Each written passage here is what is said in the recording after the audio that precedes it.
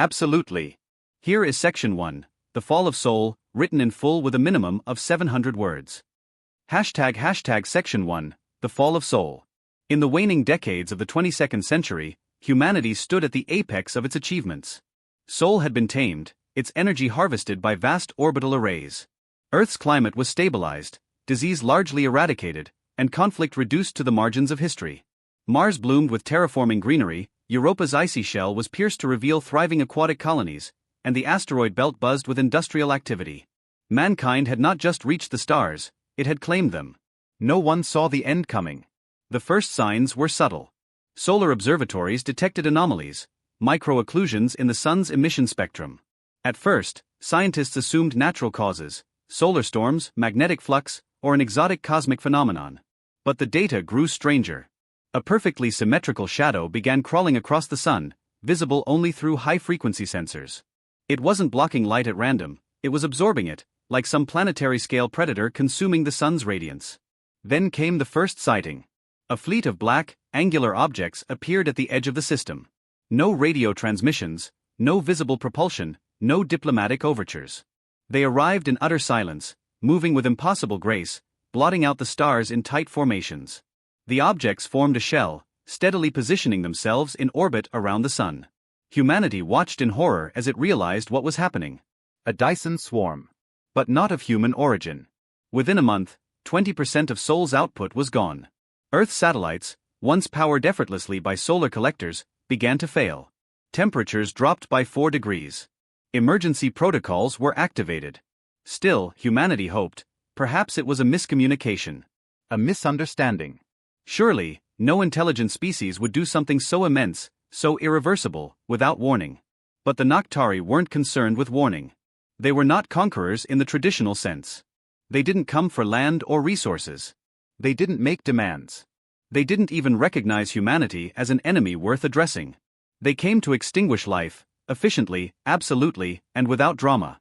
Within 3 months, Sol was at half its original brightness. Crops began to fail. Global temperatures plummeted. The equator saw its first snowfall in over 10,000 years. Mass panic swept the planet. Cities erupted into chaos. Economies collapsed overnight. The northern hemisphere turned into a corridor of endless winter, and the south wasn't far behind. Billions scrambled underground, to arcologies and bunkers designed for theoretical catastrophes, none of which could handle the scope of what was coming. The Noctari deployed no ground forces. They didn't need to.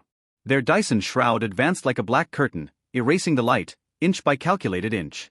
Governments pleaded through deep space transmissions. The United Solar Council sent peaceful emissaries aboard the Vigilance, a diplomatic flagship bearing offerings of technology, knowledge, and a simple question: why? The Vigilance never returned. No debris, no explosion, just silence. Humanity was left with a single unbearable truth: this was not war. It was erasure. As Earth plunged into darkness, the effects became apocalyptic. Oceans began to freeze. Entire ecosystems collapsed. Atmospheric patterns destabilized, triggering superstorms across every continent. Refugee caravans filled the roads, desperate for shelter, for power, for light. The power grids failed, one by one. Nation after nation fell to civil war, starvation, and exposure. Humanity had mastered fire, flight, and fusion, but it had never imagined the sun could be taken. Mars fared no better. With limited infrastructure and barely finished habitats, most of its colonists perished in the first 6 months. Europa's under-ice colonies went silent. Even the belt cities, hardened, self-sustaining hubs once thought unshakable, reported catastrophic losses. Light, even artificial, was too precious to maintain. In the end, only those who dug deep, into mountains, ocean trenches, or the crust of dead moons, survived. They called it the day the stars died. But the name was wrong. The stars still burned. The sun still existed, hidden behind the veil. What died was hope. Or so the Noctari believed. In the void of that darkness, something stirred. Not desperation. Not surrender. Something ancient. Something human. Survival. Even in the cold, flickering remnants of civilization, some refused to give in. Engineers rewired dormant power cores. Soldiers gathered survivors. Scientists began to study the enemy, not with the curiosity of discovery, but with the hatred of the betrayed. They did not know when. They did not know how. But they whispered the promise beneath the earth and behind sealed doors. They took our sun. We will make them pay. And so, in the shadow of extinction, humanity began to prepare, not for salvation, but for vengeance. Let me know when you're ready for section 2, and I'll write that at 700 plus words as well. Absolutely. Here's section 2, The Long Cold War, written in full with a minimum of 700 words. Hashtag section 2, The Long Cold War.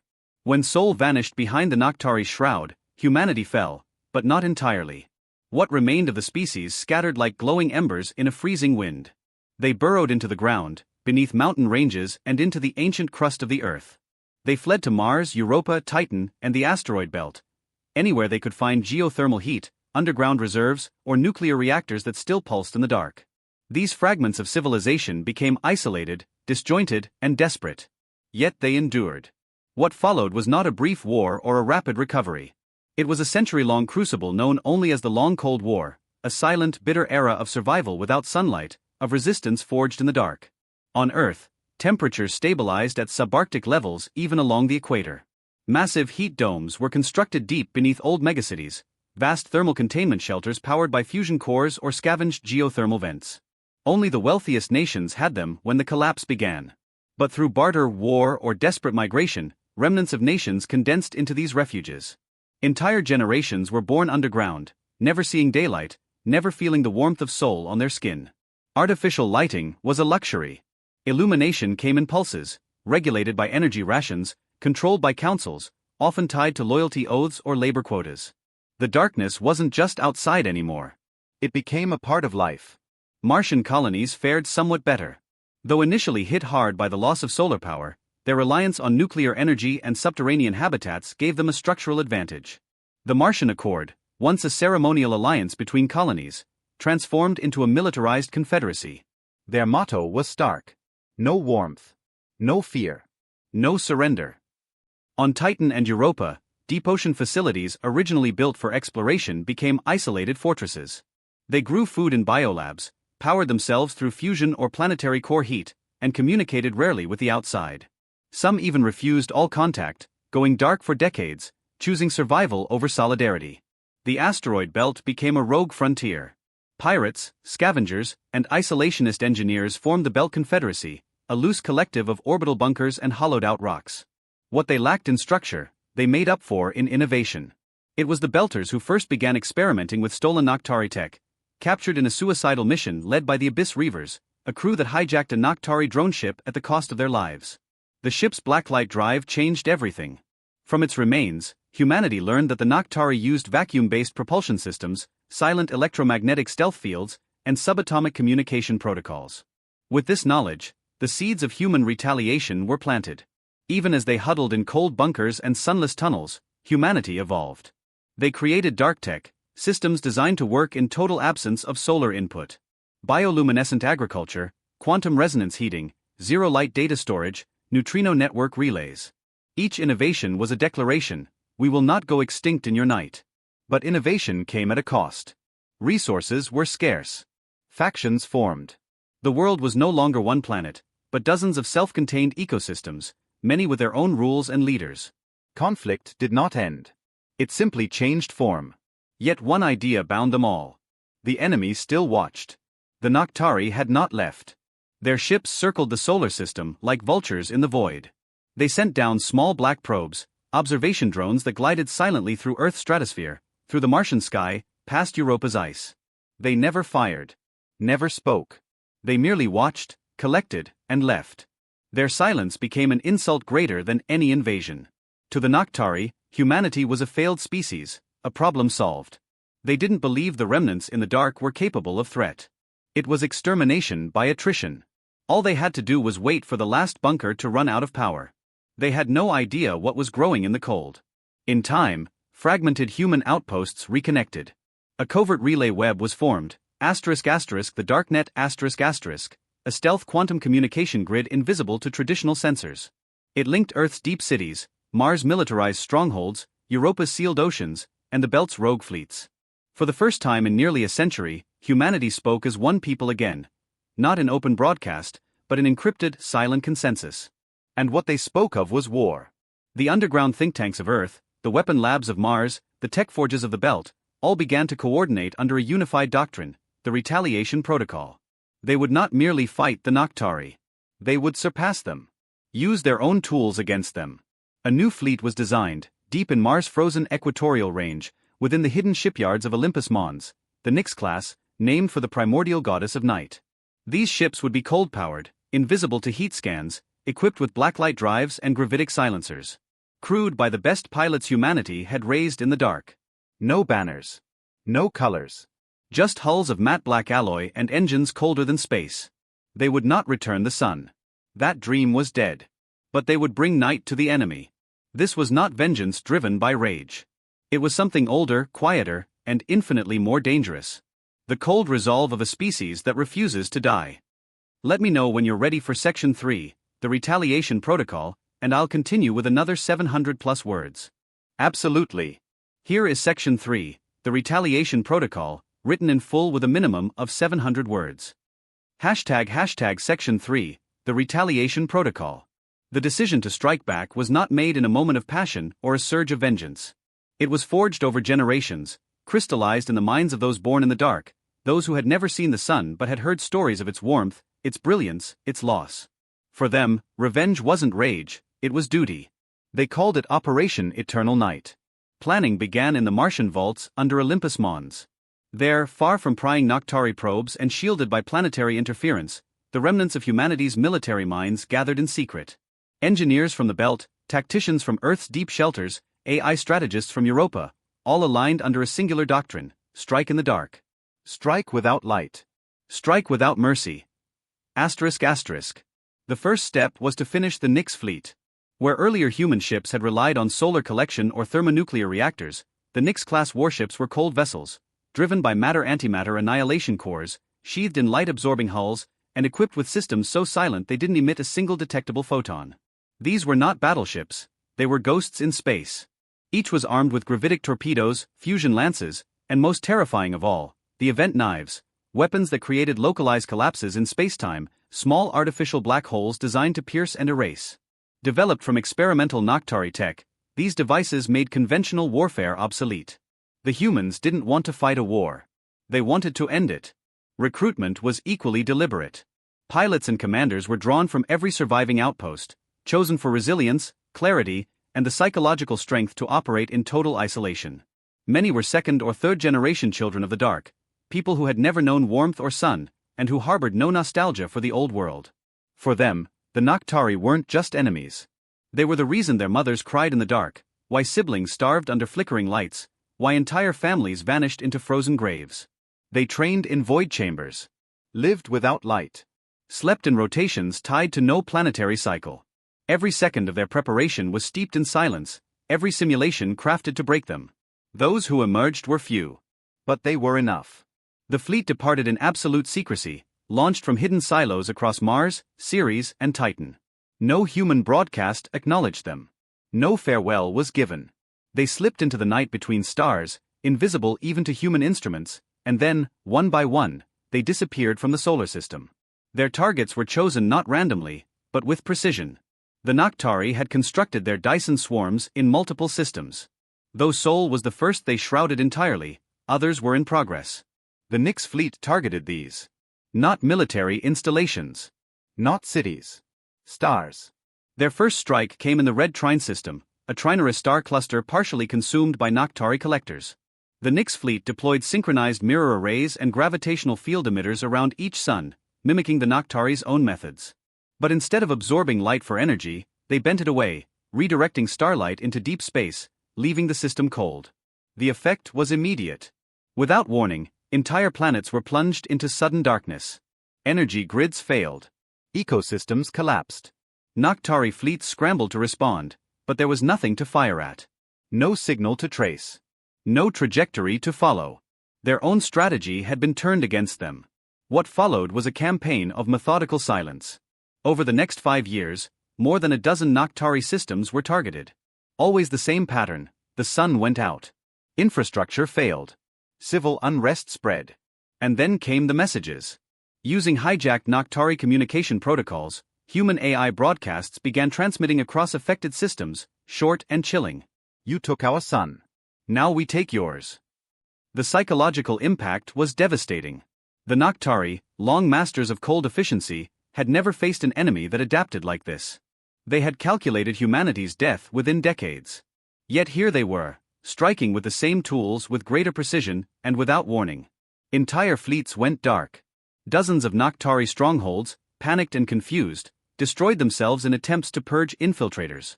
The paranoia spread. The Noctari began to suspect each other. They deployed more observation probes toward Sol, only to lose contact with them days later. But the humans didn't respond. They didn't negotiate. They didn't explain. They simply kept coming. Then came the most daring assault yet. The Nyx fleet infiltrated the Noctari Prime, their home system, a place so well defended it was considered impenetrable. Using wormhole manipulation and gravitic cloaking, human ships bypassed planetary defense nets and seeded the system with anti-light tech. Within days, Noctari Prime's sun began to dim. The effect was not complete annihilation, but a message, *, we can reach you. Now you know how it feels. *. The response was silence.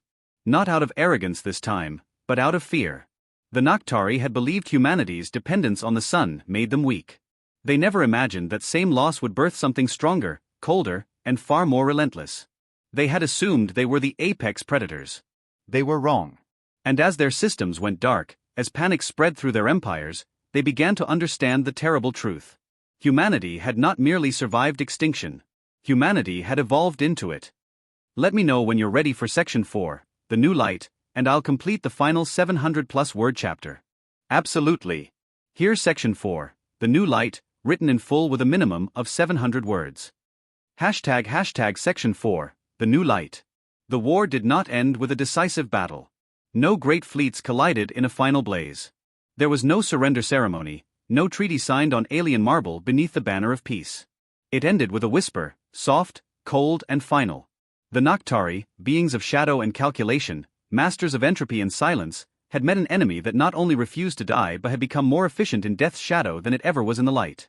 They had underestimated humanity's most dangerous trait, not its technology, not its numbers, but its rage refined by patience. By the time the Noctari acknowledged the scale of their miscalculation, it was too late. System after system had gone dark. Colonies on the outer edge of their empire reported vanishing suns and dying habitats.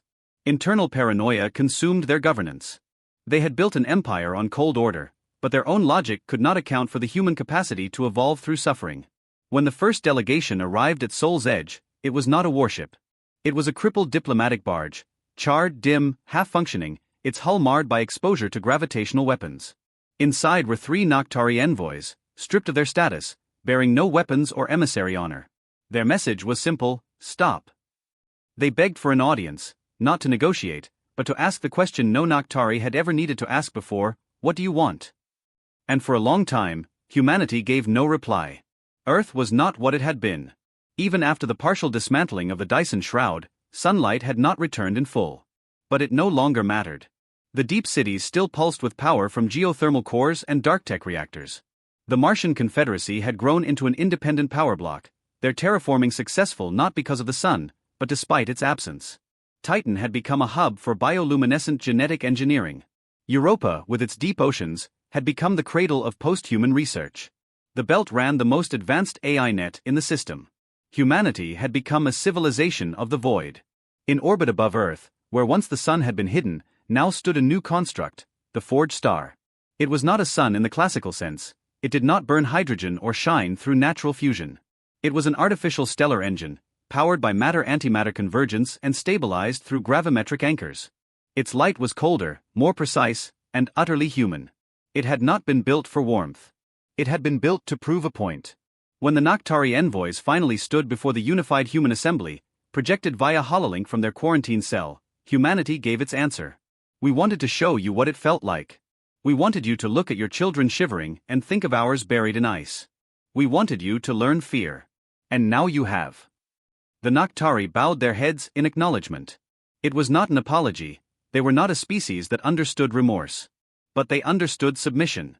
They offered reparations, knowledge, star maps, and alliance treaties. They even offered to help maintain the Forge Star. But humanity declined. They accepted the surrender, yes. But not the friendship. Not the reconciliation.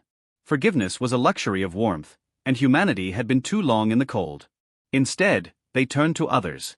The galactic wounds, they were called, species who, like Earth, had suffered under the Noctari's cold domination. There were dozens. A race from the scorched halo whose atmosphere had been siphoned into a Noctari gas vault. A silicon-based intelligence whose sun was the first consumed by the Dyson shrouds. An aquatic people whose oceans boiled when the Noctari rerouted their binary star. Now they turned their eyes to Earth and her children. Not with pity or wariness, but with awe. Humanity became the heart of a new alliance. *** the Night Concord ***, an interstellar network of species who had lived through extinction and come back changed. They did not pledge peace. They pledged balance. Mutual survival. Mutual deterrence. Humanity was no longer seen as children of a pale blue dot, but as forgers of night, as the only species who could take the ultimate weapon, the absence of light, and turn it into a legacy. As generations passed, the story of the sun's theft became legend. The phrase carved into the base of the Forged Stars observation platform was in every human dialect and etched in plasma script that would last millennia. They took our sun. We gave them eternal night. Children born under the glow of the artificial star grew up without fear of darkness. It was no longer their enemy. It was their mother, their homeland, their crucible. They studied the stars not to escape into them, but to master them. And so the light returned to Sol, not the one it had lost, but one it had built. Humanity had not just survived. It had rewritten the rules of survival. And the stars, once indifferent, now glowed just a little brighter, for they knew that somewhere in the silent dark was a species that had faced extinction and said, "Not today. Not ever." Let me know if you'd like the full 2,800-word document in a downloadable format, or if you'd like cover text, backblurb, or even an opening chapter based on this outline.